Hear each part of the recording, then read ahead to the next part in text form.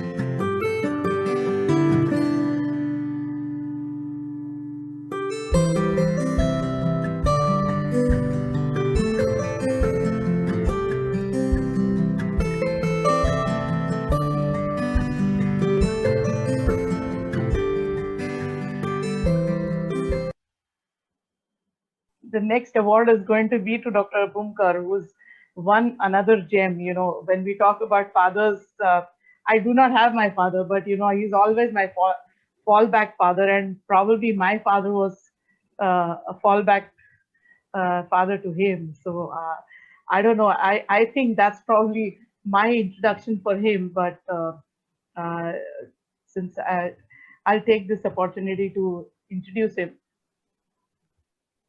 Uh, when I asked for his introduction, and one of his team members sent me the introduction, and we said,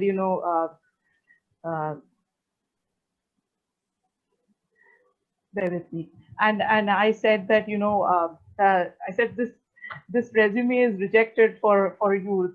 It's too short, and he said there's no resume. Whatever's done in history is history. Whatever I'm going to do ahead is what is me. So he's really known to be the father of external ear reconstruction and a pioneer in microtia atresia surgery with hearing reconstruction. He's Master of Surgery in Ear, Nose, and Throat from BJ Medical College, Pune. He's practicing in Thane in his own hospital for the last 30 years.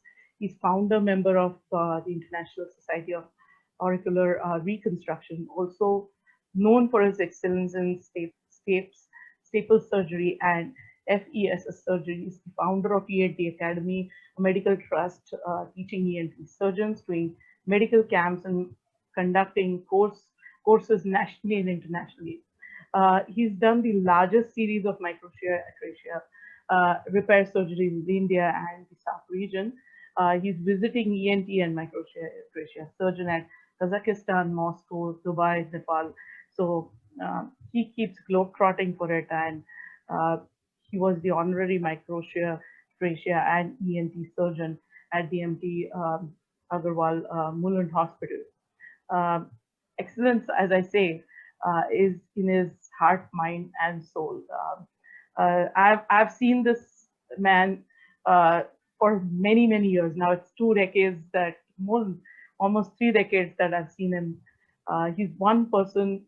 Um, Once you meet him, his excellence at its best. May it be surgery, diagnosis, clinical treatment, conferences, patient care. He's absolutely a living excellence example that I have seen. He and my father have spent some best times together. I'm hoping he's going to share some of them with us today. And on Father's Day and my father's 75th birth anniversary, I take the liberty to say that really that when he and my father met, our families really got extended, and we had such loving times together. I'm sure I do want to mention his father, Papa, on this occasion of Father's Day. I'm sure we both miss our fathers a lot. So it is, of course, very emotional. He receiving this award today, and to us, he is our Santa, and I'm sure he's like that for many of his patients. And like I earlier said, he's my second parent, and of course, great family. So presenting him this award is beyond anything. But we are really eagerly waiting to hear from you, Dr. Ashesh Bhumkar, uh, the excellence man that I have witnessed and I have been inspired by. Thank you. Thank you, Rajeshri. Thank you. May I start? Yes, yes. For me, it's going to be a very informal. I haven't prepared slides. My biggest merit is that I'm a dear friend of Ramesh Gadgil. We met way back in 1993. But let me begin with this statement that today, what I consider as my biggest achievement on the Father's Day is to have been a very loving and caring father to my own son. And I think that has been the biggest so far. I don't know what future holds. And we're speaking of Gadgil sir or Gadgil Saheb, I used to call him. We live in the same city. It's his 75th anniversary, and I can hear him say, Ashish, champagne good hai. So here is the champagne, and here is this to the man who lived life king size, who redefined what is king size. And I will allude to it a little bit later. Uh, this is about wisdom and excellence, and my first wisdom is that I have a long way to go. I'm not the wisest, and there is a lot to be learned and wisdom that life has to impart on me. I'm still a juvenile. I'm still very cherubically exuberant in my enthusiasm, with very little of wisdom trying to suppress it. But I'm wise enough to know that I have to be wiser. This is where my definition of wisdom of where I stand in life starts. My definition of life, or the way I put life is but a short festival called life. If you start seeing life as a short festival, a lot of things start falling in place. One, that it is short and therefore it is finite. This is what puts a lot of things in perspective. And that it is a festival, that each day is to be celebrated for its entirety. And this allows you the spirit. We have living examples, the epitomes, what Nageshwar Reddy and Dr. Mohan, they have lived it. I'm just articulating it. Every day, every moment is what they have lived with, the passion and the sincerity and the honesty.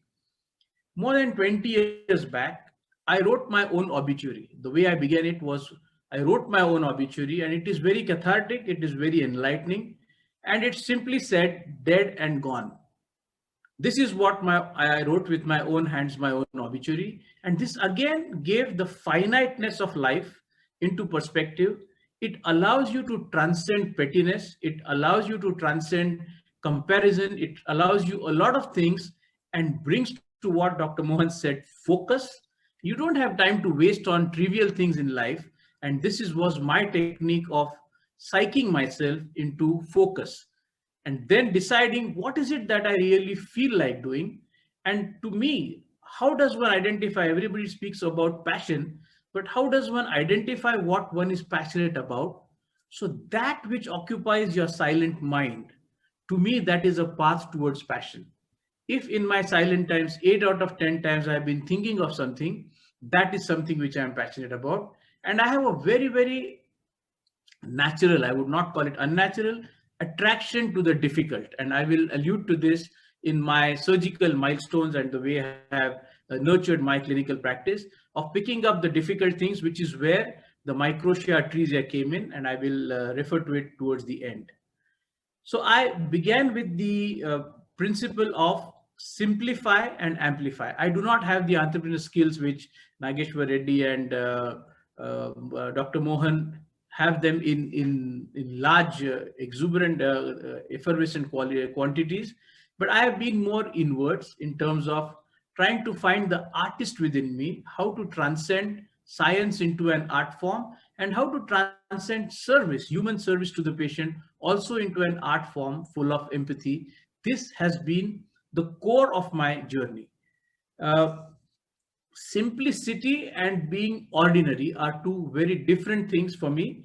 Whereas I consider ordinariness in its glorious form and not allow oneself to get consumed by what one does, keeping a core which is simple allows you the purity of thought and therefore the purity of action. I like to tell my friends at a social, earn your death.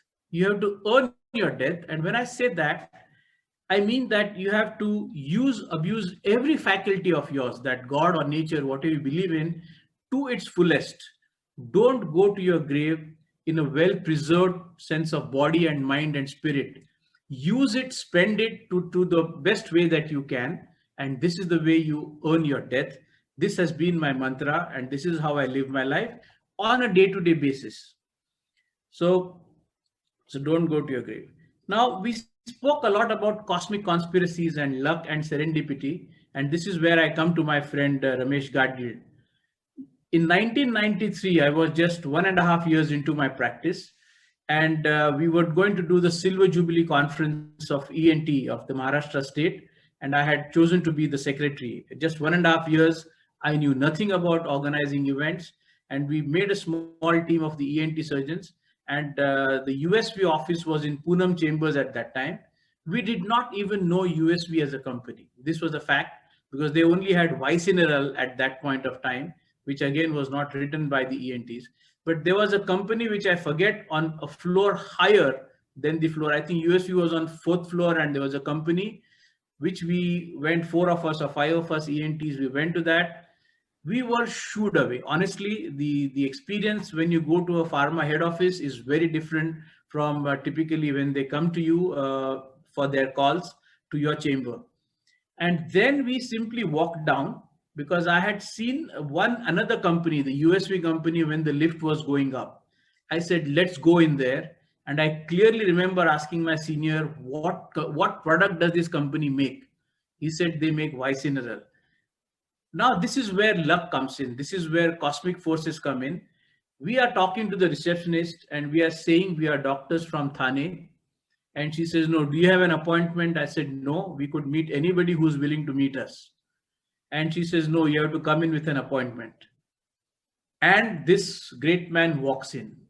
And as luck would have it, the door of his grand cabin was open precisely at the time when we were saying we are doctors from Thane.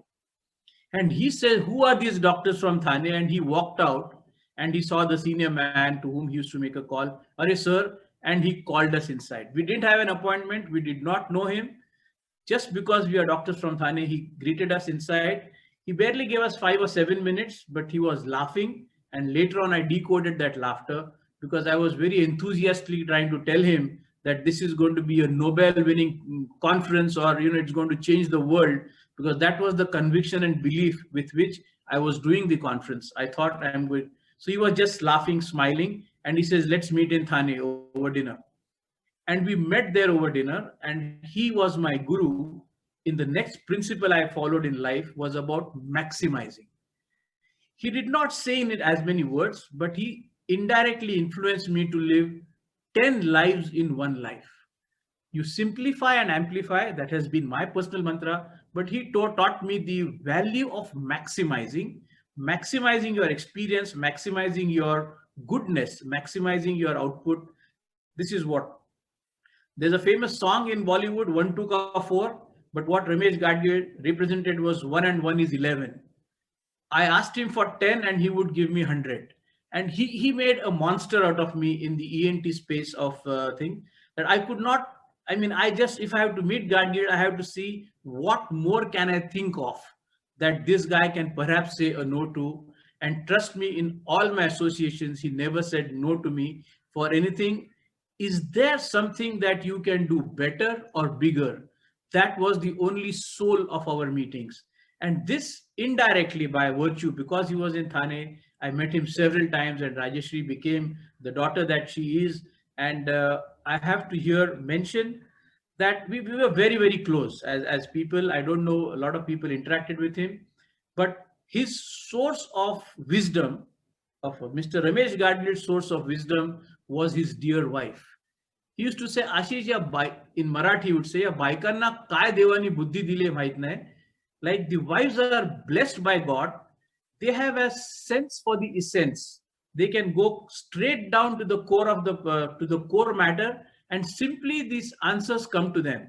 So whenever he was in trouble or when he was in a dilemma, his guide was his wife, with whom I've had the privilege to interact several times. And she would very quickly, in a very simple Maharashtrian thing, just say something, and that would be, lo behold, profound. There came the solution. And this I dedicate also to my wife and all the women out there who are just naturally gifted to be solution finders. And Rajeshri is also one of them, on a journey that her father very, very would be proud of, and I'm sure he is very proud of. I have interacted with them after he left and they started their own company and started to do things. And I have to salute her for being very persistent. The very fact that Mohan said about the grit, the never give up attitude, this is something which he has from modest beginnings. Very honestly, for all the big and the greatness that my friend Ramesh had in that space, it was still a modest when he started. It was a modest small office that they started in Thane, and Rajeshri has built up on that. And the goodwill that her father had, she has in the right sense tried to fit in and grow up on that goodwill. Everybody mentioned about excellence, and excellence to me is nothing but just simply a pursuit. And to me, it's beyond a path. It's really a pursuit on a day-to-day basis. And my version, these are not my words, but what you do when no one is watching you, that is a dimension of excellence. When somebody is watching you, try to give your best. But when nobody is watching, when nobody cares what you're doing, still, what is it that you do? Do you do it to your best of your ability? That is excellence. And then I bring in a term called as the Gillette syndrome, where, like the Gillette shaving system, you think you have the best shaving system now, and in 2 or 3 months, they simply make it better. They add a layer of lubrication, they add a layer of moisturizer. So I try to adopt that in my surgical, in my clinical, and in the way I live my life. Can I make something better? And usually better has a simpler dimension to it. If you can simplify things, I think nature works operates on that aspect of simplification for a stage of evolution. This is how I tend to look at life and my pursuit of excellence.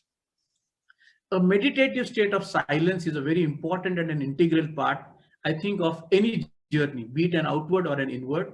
And this is something, again, which among the few things that we discussed in detail about philosophies of life, Gadgil's main moments came through these silent moments of trying to be the Superman of the marketing, pharma marketing, about breaking every possible rule. And I loved that about this man. There was no rule that he did not break or redefine or rewrite. And this is where even I love it. I do not like to stick to rules. I am a rebel in that sense, but in a good way. Not because the rule has to be broken, but if there is a way of making it better, I am very happy to transcend a rule. To me, that simplicity has allowed me, my definition of freedom is to be able to live a life without comparison. Don't care what your neighbor, what your colleague, what your other person in the city, you compete with yourself, because that is where the whole meaning of life is. It really doesn't matter what, and that's what allows you to grow. I very often ponder on the physiology of desire, of by virtue, desire is that what you don't have. That is the definition of desire, and you have to start pondering over that physiology of desire. And what we see epitome Nageshwar Reddy is his desire to simply grow. What next? And there is a world class gastroenterology institute with Dr. Mohan, 52 centers. Unthinkable. I mean, for a person of my bandwidth, absolutely unthinkable for somebody to grow in an entrepreneur way, in an organic way, in such a fantastic manner and such a big scale. I will. A lot is said about ego, and a lot is said that people should not have ego. I go the other way around. I say be a super ego, but position or place your ego in the right place. We cannot escape the ego. I think as human beings, as people, we cannot, but it should be positioned. And I position my ego in the service to my patient. If I can make my patient happy, if I can cure him or her with the least possible trouble, that is where my ego is. And this ego also has a second aspect of how does a clinician face failure in life. When something, in spite of your best abilities, does not go well, how do you face failure? And that's where I think your real identity of your oneself comes in, the way you face failure at a clinical level or at the family level or at the level of life. I've come in these COVID times. These are uncertain times. What is definitely certain is uncertainty. And we are actually living 2 weeks at a time, because if you catch the COVID, you're going to be having a 14-day vanvas. And you never know at the end of it what the outcome is likely to be. We are in the high risk group. So it has come down to that. And what has now most dominant is family, family, and family. And in the family, I include friends, because these are emotional bonds which make a family. To me, it's not just blood which defines family. Gadgil is a family, and I have few very select people, but they're very close. And this is all that I think in the COVID times that matters. Uh, so the top priority today is love, family, and friends. Doing unnecessary things. What this COVID lockdown has taught me is the therapeutic value of nonsense, is the therapeutic value of doing unnecessary things. In the earlier times, when you're on a fast track, you tend to have a very transactional value to what you do on a day-to-day basis. What is in it for me is what sort of drives you. but you should be able to transcend it. And I think pure happiness and things lies there. To me, that is a wisdom of living. It may not be the wisdom of a transactional life, it may not be a wisdom of material wealth, but the wisdom of living lies in being very non-transactionals in majority of your relationships. A little bit about my attraction to the difficult, because I need to put here the milestones. I picked up in otology, stapes surgery used to be considered as the difficult surgery.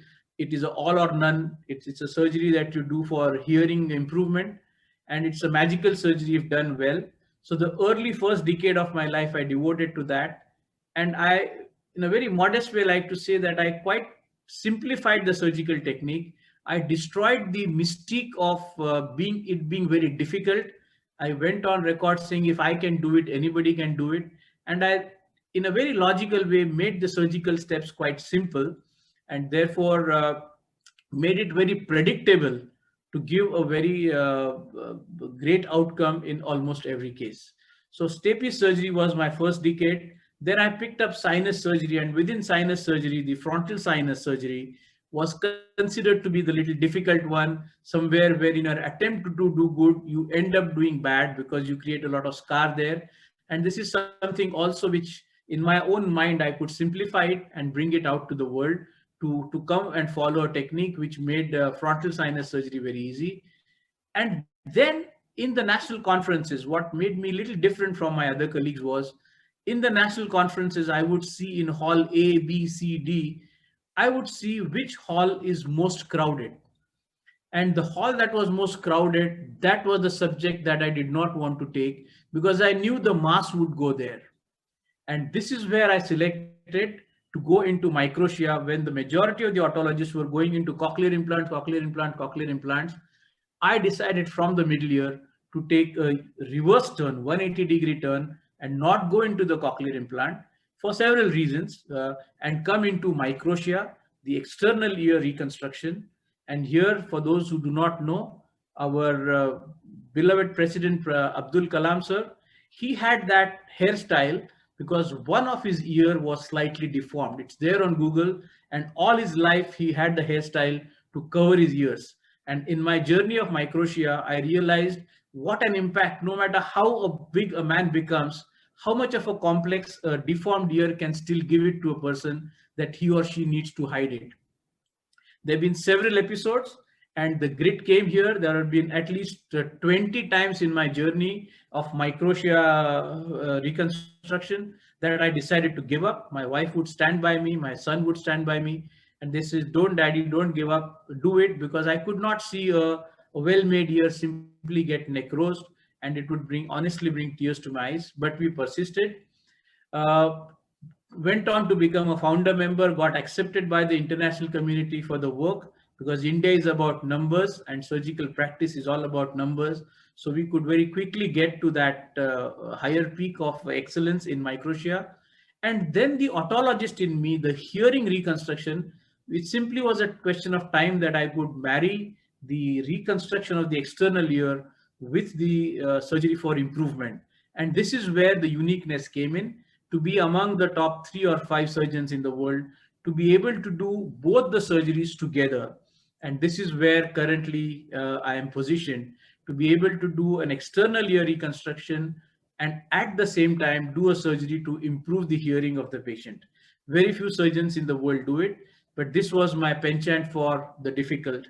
And this is where I think, like my friend Gadgir, I started redefining the spaces and the rules that ruled us. So I think this is where perhaps I should end. And again, cheers to my friend. He's up there watching all of this. And my award for a great human being and a great friend goes to him, my dear friend Ramesh Gadgil, who saw me through and who guided me in many ways that I even did not know of. So thank you, Rajeshri, for this opportunity to be among the greats here. And I am truly honored to be on this forum. Thank you so much.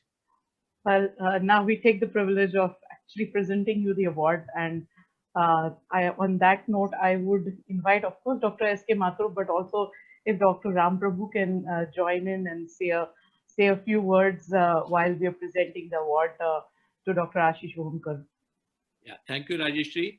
It was really an honor today to be amongst such dignitaries and such excellent speakers, starting from Dr. Sanjay Desai, later on by Dr. Sailesh Srikhande, and then, of course, Dr. Nagireddy and Dr. B. Mohan, and finally, the icing on the cake was by Dr. Bhumkar. And it is a great thing. In fact, to tell you frankly, I was actually going to be going away at 7 o'clock, but Rajesh said that no, you have to be there. And I continued because I said these are not my subjects. But then after knowing who are going to speak, Dr. Nagireddy and V. Mohan, I said I must stick on. And I continued that. And really thankful. And I think this is the greatest way that we have celebrated Ramesh Gadge's birthday today. And I really remember him. I owe him a lot for the friendship, and lots have been said by other speakers too. But we have had a very close relationship from 1976, 77, and I cannot forget that. So it's an honor today and my privilege that to be amongst all of you, the legendary surgeons and legendary physicians. And I have learned a lot today, I must say, with this meeting, with this webinar, though it is not in person, but I have had the opportunity to actually interact virtually at least. I would continue to remain that. I'm going to read that book first of all, Dr. V. Mohan. So that is probably that my first something on the agenda. And thank you very much, Rajesh, for inviting me. Of course, meeting Dr. Mathur also was a great thing. Dr. Srikhande sir, who have actually operated on quite a few of my family members, so I owe him a lot. So it's a great pleasure to be amongst these people. And thank you very much. It was great interacting with Dr. Bhumkar. I've heard a lot about you from Rajeshri, but thank you very much for being there in person, virtually, of course. And we'll be meeting again. And I hand over this to Rajeshri at the end to probably end the program and do some Thanksgiving maybe. We too have a few more awards to go, sir. And while we present the award to Dr. Ashish Bhumkar, I'd like Dr. S.K. Mathur to say a few words as well. Dr. Bhumkar, congratulations. Thank you, sir. For the type of work you are doing. See, the most important thing today for me, which is heartening, is that each one of you believe in innovation. And that is something which was very close to me all throughout my active career. Um, and so I'm very happy to be part of this award system, and definitely congratulations, Dr. Bhumkar, for doing the innovative work. And I'm sure that you will continue to do it for many years to come. Congratulations. We'd like Jashan to actually join the panel.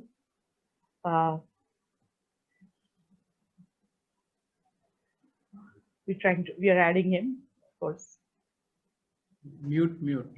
Yeah, hi. I'm very much here. So thanks, Rajeshri, for doing this event. It's been lovely. I've been attending it since the last hour or so. It's absolutely lovely that you're doing this. And of course, for me, it's a great honor to see you recognize my father's work, and of course his closeness to Gadgil uncle. Have something which I've seen through my childhood, the special bond that they share, and it's lovely to relive that and celebrate it here. Well, there were only two people, so when it came to introducing Dr. Ashish Bhumkar, we were like, only Jashan can do it. So when Jashan said that I won't be able to do it because he's of course unwell, so I said then it can't be anyone but me. So there were only two options. He's of his COVID today. So yeah, I just didn't want to mention. So I have been communicating with him silently also. So we've been planning all this, that he's going to be online, etc. So it's a pleasure to have him here as well. And we thank you very much for receiving this award. If it was in person, of course, it would have been obviously completely different. But this occasion is really reached his epitome of wisdom and excellence with you, Dr. Ashesh Bhumkar. And this award presenting to you is actually a dream for me, and I'm really obliged. Family. It's all in the family. Yeah.